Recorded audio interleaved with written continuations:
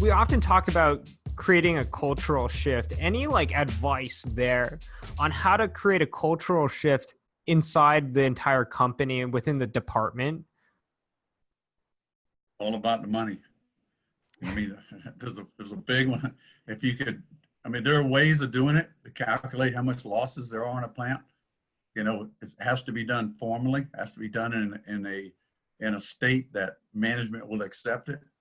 And once you have those numbers and you look at and you quantify where the losses are being, you know, where they go to, because in most companies, I can tell you 99% of companies, most of your losses come from production, not maintenance. They blame it on maintenance, but it's really production caused losses. So looking at that is a big deal. How much are you losing money? And there's numerous ways you can do it. Weibull, you know, plotting, we use Weibull for looking at, you know, process losses, but not monetary losses. We can use process Weibull to do the same thing in our process, how we work, how much money we losing. Mm-hmm.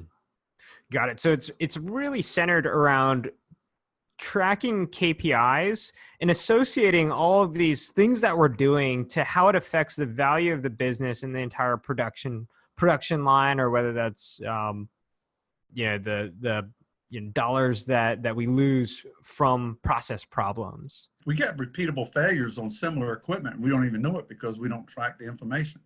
Yeah. If you have a motor problem in one part of the plant, you probably got motor problems everywhere in the plant. You just don't know it because it's not linked together.